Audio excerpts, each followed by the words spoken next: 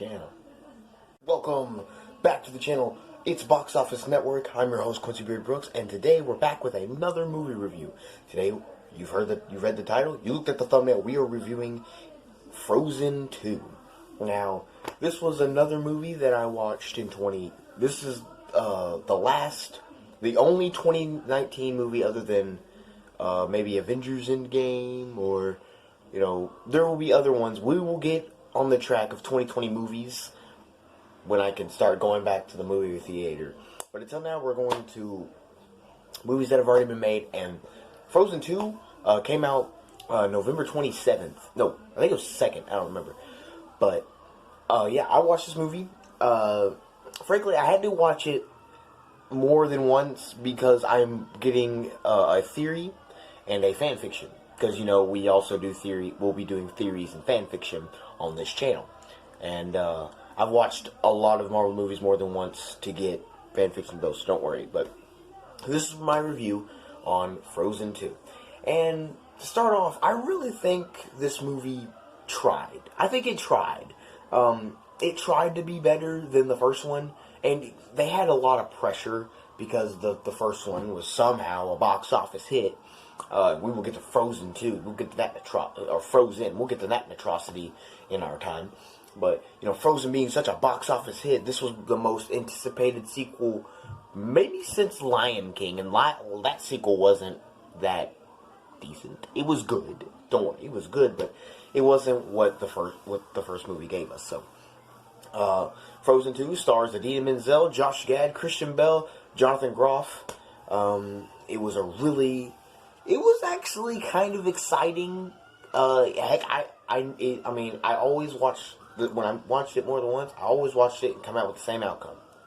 But every time I watched it, it felt like I could understand it of probably why it's the way it is. It is better than the first one.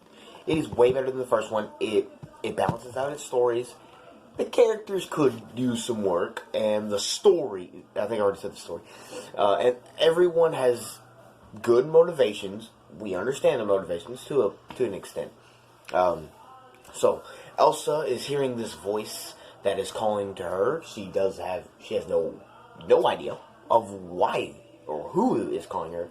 So she's being called to the Enchanted Forest, and she gets her sister, Kristoff, Sven, and Olaf to go to the Enchanted Forest and figure out who this mysterious person is. Now, if you know, with older movie reviews, now when the new 2020 ones come out, there's not going to be spoilers.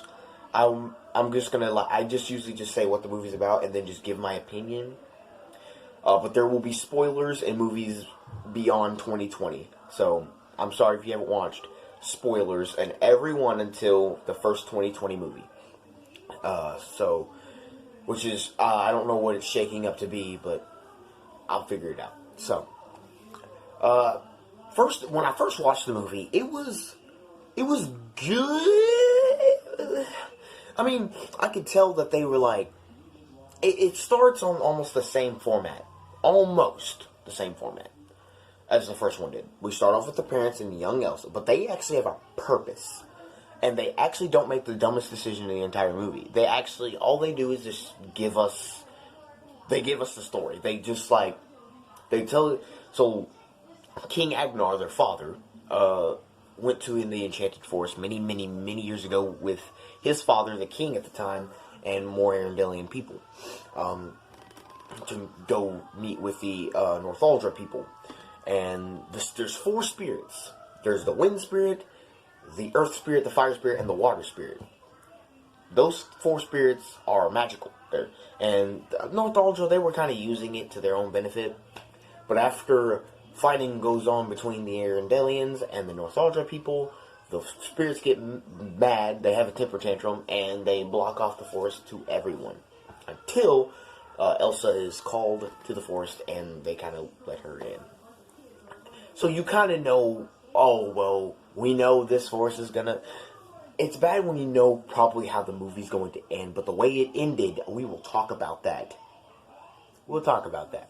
First, let's judge this movie, and then we'll give our final thoughts, and I'll talk about that ending. That ending really deserves a video on itself, but we'll smash it all into one video. So we're gonna start judging this movie how we do on this channel. So the story is pretty upfront. Elsa is going to find this this voice that is calling her, and she's got her family. I'm gonna call her family, not her friends. I'm gonna call her family because that's technically with her. And the gang goes with them, and the story it kind of does suffer what Frozen 1. You will understand this better when I talk about it. It has its moments where the story gets a little confusing. So we're going to this forest. That's where they're going. They're going to the forest, but the forest, it's blocked off to everyone. They're only allowed in because nothing makes sense until the ending. Nothing makes sense until the ending, and then everything just comes together. Well, why did Elsa get let in? Well, obviously, you probably think, the spirits let her in because they're calling her. But if you're a kid who doesn't really study movies that much, you're gonna be confused. You're gonna be like, what's going on? So I think that's what the movie failed in doing, in trying to explain stuff. Because then we meet the Northuldra people, not after a really cool scene with Elsa and the Wind Spirit. After that, we meet the Northuldra, and we get to the funniest scene of the movie, which is when Olaf literally tells the first movie, but it makes me want to watch the first one and then come back to this one just to hear that. I would like someone to put the movie on the bottom and they tried that, but it demonetized. I would watch that for just for that. It just sums up the movie in the funniest way possible. And then they tried to do the end credits and it sucked. So good job, movie. Good job. But the story itself is up front. Now it transitions. This is what the first movie did. It transitioned. Really, a story is supposed to stay one, but it really transitions. That's what Frozen does. It has its own unique. It just transitions. So the story is up front. We're going to find out. It says we are going to find this voice. Gives us all these freaking clues, overwhelming our minds, and then we find the voice. Almost like, the movie should probably be over. No, now we gotta do this. Now they gotta stop the bridge, because there's a bridge, I probably should have mentioned this, the bridge that the king built for the Northuldra people, that turned out to be a trick. Well, now they gotta destroy that. So, but that, in itself, deserves to be at the end, and deserves to be that short. I mean, if you think about it, you would want that, because then and there is a twist villain, but this twist makes more sense. And the twist villain is their grandfather. But it makes sense when you think about it, because it's like a detective movie. And you may argue when I mention my problem with the twist villain in Frozen, but come back to this video and remember this. In detective films, they give you clues and clues and clues. So when it turns out to be the person, sometimes you're surprised. Sometimes you don't think it makes sense. Actually, it really makes perfect sense. It gives a reason, because they really foreshadow this when they say, if this is the dam destroyed, it will destroy Arendelle. Well, that's kind of how the ending was supposed to be. We'll get to that. That's what made me mad. So, but the story, it's really up front. Now, I keep saying this movie's not a good movie. I can't help but say it's good. It's good. To an extent. You know how if there's a scale of 1 to 10 on good, it's probably like a 3 or a 4. It's good, but it's not amazing. Frozen wasn't amazing. Now, Iron Man, Avengers Endgame, those were amazing movies. This one was, it exists. That's how I feel. It exists, but it's good to come back and just sit back and watch. We finally have a Disney movie other than Big Hero 6, you can just sit back and watch and you understand and you feel for the characters. I felt that when in the scene where Elsa freezes and Olaf dies. I felt that. I don't care all you Olaf haters. I felt that. So now to the characters. The characters, they were better except Elsa. I hate to say it. Elsa improved, and then they tease us with, oh, we got a perfect Elsa. Nope. She's going to ditch her sister again like she did in the first one. Now I understand. It's the plot. It's got to be Elsa herself. They're calling her. But then they make this bullcrap claim at the end that there are the two bridges. Wouldn't it make sense for them both to go? Just saying. Wouldn't it make just more sense? But thinking about it, that would almost be dumb. If you see the scene where the second, actually I don't know if it is the best. I think it's the best. The best scene in the Frozen franchise, when she's fighting that horse. You know, Anna wouldn't survive. That's probably why they did that. I think if they would have made it some other way, Anna should be right beside her. Because when we go to Altaholland and finally figured out that it's real and it's already real. My bad. They figure out all this stuff about the past. Wouldn't it make more sense for Anna to want to learn? She finally figures out how the whole franchise started because her parents were dumb. I mean, just saying. And I have a fan fiction for this film that I'm definitely going to be doing. I have it written. I just have to figure out how I want to film it without me being right here and just telling you about it. I want to be like behind the camera and just like, and I'll explain how the fan fiction is going to go in the future. But right now, back to the movie and the characters. Yes, Elsa, her character was so good until the end.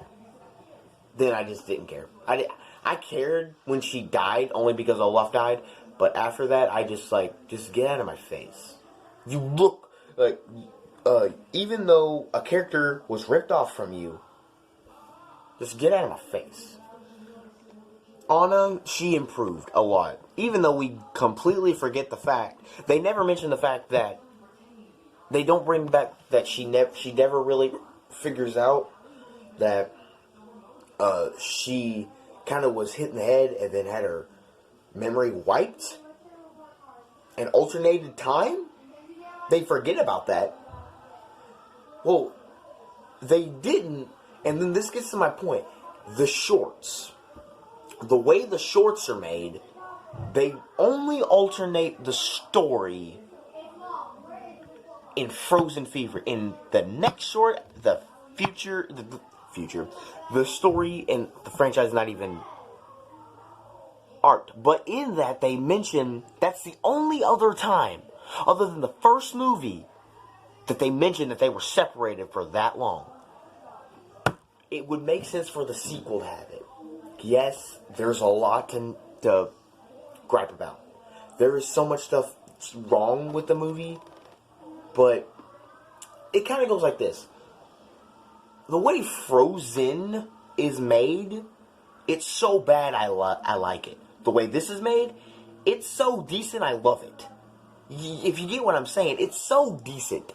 It's such an average movie that I love it. Just like Frozen, it's such a terrible movie that I like it. I watch it to this day to make fun of it. You know? And another character to make fun of is Kristoff in this movie. He's wasted.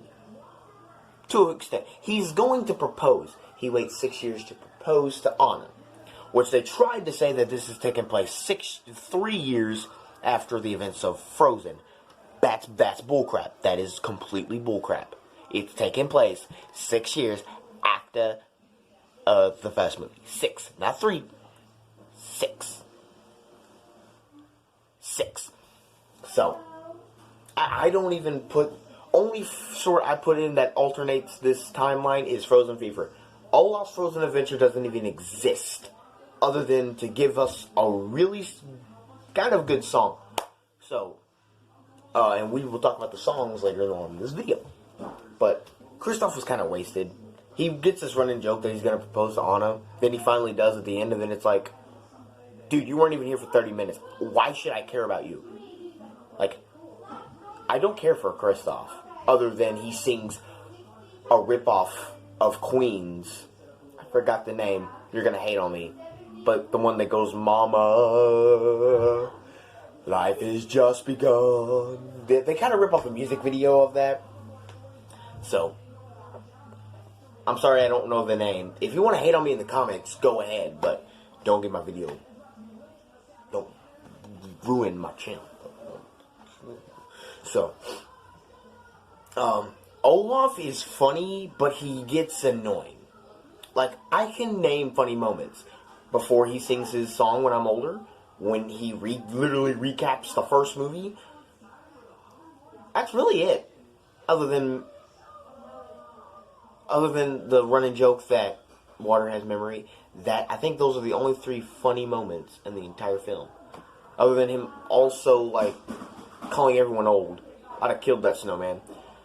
But there's moments he's annoying. But you feel when he dies. Because he doesn't know what to do. I mean, it feels, or maybe more like Anna doesn't know what to do. Because one thing that he didn't prepare for is his death. He can die. You realize when Elsa, we learn now that if Elsa dies, Olaf's going to die. So that's when they're old. When they're actually old, he doesn't age. So, and every other side character, the side characters, they could be out of the movie and it would stay the same. They're only, I think literally the Northuldra tribe's only in it to further the story, and the Arendelians are only there to, I don't know why they're there, honestly. They could literally leave and I don't care. So, there's a lot of things to not care about. Their motivations. Is it weird that they almost all have the same motivation?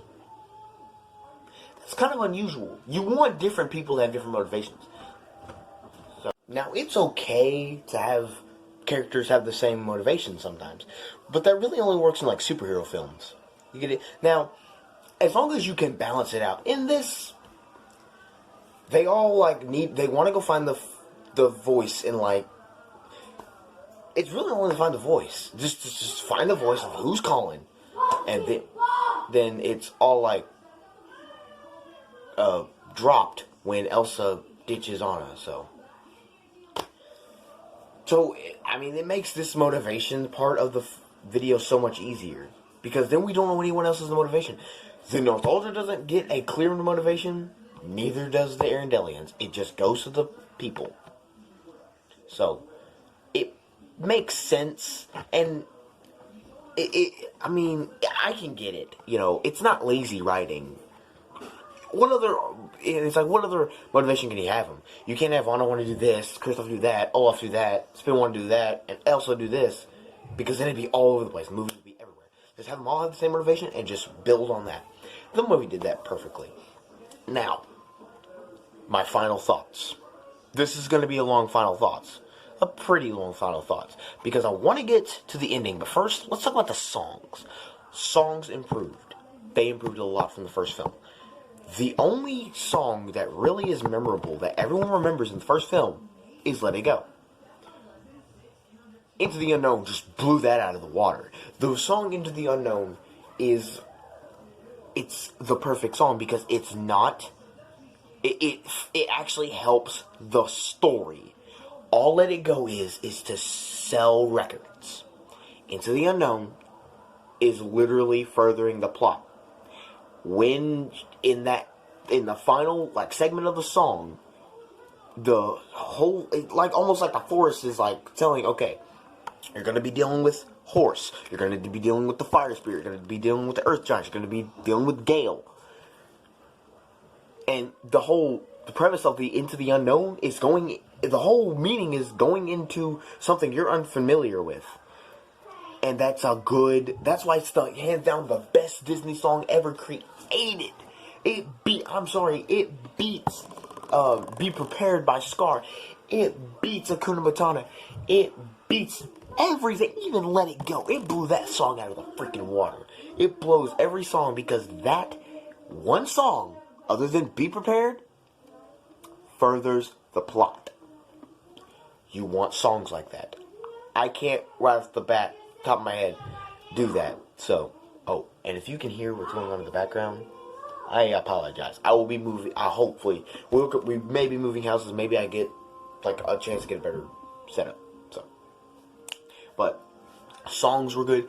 I loved Lost in the Woods. That's my only really good thing about Kristoff in this film. He sings a really good song, a rip-off of Queen, but you'll understand. It's only a music video. You'll understand. When I'm older, it's better than Summer, but it doesn't really need to be. It only needs to be there to give Olaf that one song. So, yeah. Hashtag sponsor. Hey, we're not sponsored, but please sponsor. Please. I would love to. So, honestly, Anna's solo song comes in the end, which differs from hers coming in the beginning, in the last film. In the first film, she had two songs. Really good songs. I'm not gonna lie, Wanna Build a Snowman and First Time Forever is actually not that bad. First Time Forever, though, it's not that good. But they're good. They're pretty listenable. They're like, yeah, I can't speak today. So, and everyone else's song, Some Things Never Change. It's a good group song. You might as well just put it as the Frozen gang featuring every other person. They could be a gang.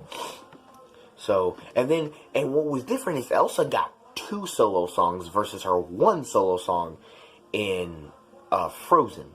So, I realized that both of these songs tried to be Let It Go. Only one succeeded. And they try to make Show Yourself be the next Let It Go. Into the Unknown has already blew that out of the water. I'm sorry. Into the Unknown is the next Let It Go. It is Let It Go. Just slap it Into the Unknown on a Let It Go, and there's your song. Now, the ending. Oh my god. This should just deserve a video on itself. No. I said we're going to push this in. The ending in Frozen made sense. It was still pretty bad, but it made sense. This one was bad. So, it begins after the grief song that Anna gets. She has to go destroy the dam. She gets the Earth Giants to go help her destroy the dam. They get to the dam. When they destroy the dam, by picking up Kristoff and who cares? When they get to the dam, when it's destroyed, the water's racing to Arendelle. And for a split second, you're actually thinking, oh, they're about to do it. They're about to make a good story for a 3rd movie. Okay. Let's see. Well, then, Elsa comes back to life. Don't know how, don't know why. No one really cares. But we do care when she gets to the water, stops the water, and just completely saves Arendelle. Stopping that, we were going to get a good story arc for a 3rd movie. Saves Arendelle. You know what makes it worse? In the end, she made this bullcrap decision that, the spirits changed her mind. Spirits that Arendelle can stand.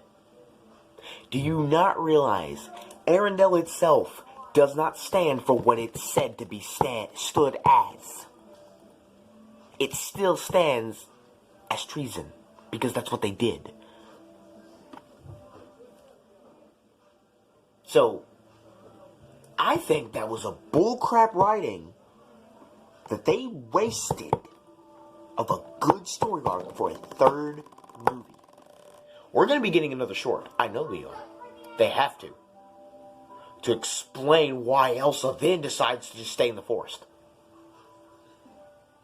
Do you not realize that you are the most powerful being in this universe? Maybe you should be protecting your kingdom instead of staying in the forest. It would make sense for the fifth spirit to be sitting in a castle protecting her people. You are not Northuldra. You are Arendelian. You have Arendelian blood. You deserve to be in a throne, being queen. You, Elsa, are supposed to be protecting your kingdom. Instead, you leave it to Anna. Which makes sense. She saved your butt twice in both movies. Both movies. Remember that. Remember that. She saved her butt. But that doesn't mean you shouldn't have done that. You should have went back. You know why she didn't go back? Because the writers thought, I don't think we're going to make a third movie. They kind of are saying, no, there's not going to be no third movie. You just get shorts. You get to wait, or you can wait another 6 years. That ruined the movie for me. This movie was perfect. This was going to be the best movie I've seen in a long time, man. Nope. Nope. Screw you. Your ending sucked. Your ending sucked. I hate it. Your ending is garbage. No, nothing that you can not even Panic at the Disco singing Into the Unknown, which was really good, can beat the fact that you ruined a perfectly good story arc. Folks, I'm going to leave that review here. Rating, I'm going to give this movie a 3 out of 5. You know what this movie would have got? It would have got a 4.5 out of 5. But, since that ending happened, I watched it 4 times to try to understand. I can't. The ending, and it's not that it's a story thing, it is a story thing, but it's a writer's thing. They're not expecting to make a third movie. How are you supposed to make a third movie now? What are you gonna do? Does Elsa come back? Does Arendelle then get destroyed? Does the four... You put yourself in a big hole. Only choice now is not make a third one.